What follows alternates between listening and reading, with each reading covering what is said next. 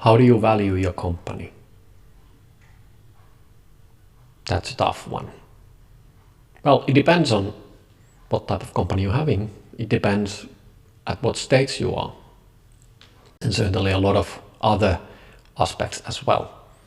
Well, in this video, we're talking about startups, growth companies, and probably a bit more in early stages where you don't have that much of a track record and history in the field. Well, let's get started. If you're just with an idea and you need to get going, you might first think that, okay, what I want to get out of this? What would make me happy? What would make me sad? How big of company I'm building? What is the end game here? Do I want to be a unicorn? Do I want to be somewhere in a publicly listed company's top categories and really make it big? Or am I satisfied with a smaller company? Am I doing this in a long term and I just want to get dividends and I'm not planning to sell the company? I'm gonna do it as long as it feels fun and purposeful. And then obviously if you're building a growth company, then the case is that you per definition usually are aiming for high growth and you need external capital and probably investors to scale the company and help to build that company. In that case, I would start to do things backwards. Look how much you own the company at this point. You may have co-founders, maybe you have employees as well, and maybe they have some incentive structures in place as well. Maybe you even have some early stage investors in. Nevertheless, either you own 100% of the company or you already have some other people in your cap table. Look to the future. Look the end game. Think the end game. What would make you happy? How much would you need to own? How many shares do you need? And what would be the market capitalization? What are you aiming at? And then you start to reverse engineer, go backwards and think about, okay, how many rounds of funding does it take and how much dilution you're expecting in the forthcoming years in order to achieve that goal. And because you know how much you want to get out of this thing, then you also know where are you at this point, and the rest in between is something what you need to figure out now. And it's not really that complex. One way to consider is that, and that might be a bit on a higher end, but if you think about that, each and every funding round is like 15-20% dilution. Maybe your option pool is 15% as well. And then you just start to add those and see where you're ending if you're starting from the beginning, from this day and from this position. And that's one way to come to the total dilution, but also to the valuation of the company. Because if you're losing too much equity in the company, you may lose the interest as well to do this thing. It's not meaningful for you anymore. And that's not something the investors would like to have either. Because you're the one who is driving this thing.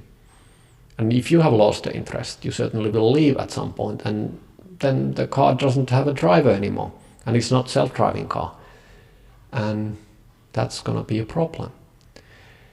So there's no need to go for the cash flow predictions. There's no need to go for discounted cash flows and comparing a lot of other financial methods and means and calculations, because if you are a startup and you probably don't have too much of a business yet, you don't have a reasonable amount of revenues that are predictable, a lot of that is just pure fiction. You hope that it will come, but you don't know how it will come.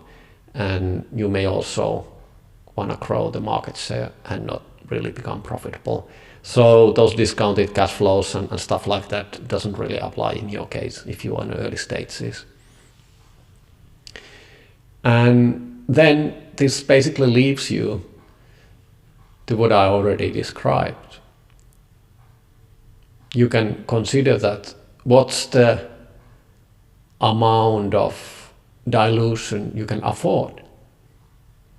And when you have figured that out, the total amount, and then you know how many rounds approximately, or that's your estimate, then it comes to the matters at hand. If you now need, let's say you need 500,000 or 1 million to get to the next year or 12 months or whatever the timeline you're looking forward before the next funding round or need for funding, external funding, then let's say that you're happy to give away 15%, 20% of the company. Well, now you know already how to calculate it and what's the valuation of the company. So you just do a bit of a very simple mathematics and divide the funding round by the amount you need. And there you go. So that's a very simple way to do it, but it's also sort of thumb of the rule. Obviously, you should also check the market situation. What are the other companies doing? What type of rounds they're closing? What are their valuations? So if the competitive situation is really good in the market, there's a lot of demand for startups and there's a lot of VCs offering better terms. And that's a good case. But I think it's more important to look from the other perspective, that what's the maximum amount of dilution you can afford, and then try to make a good bargain. I wouldn't try to optimize too much the equity either, because I think it's more important to find the right partners, the right investors with you. And just looking at the numbers, well, purely the equity stake or your dilution may be also a bit misnomer, because the devil is in the details.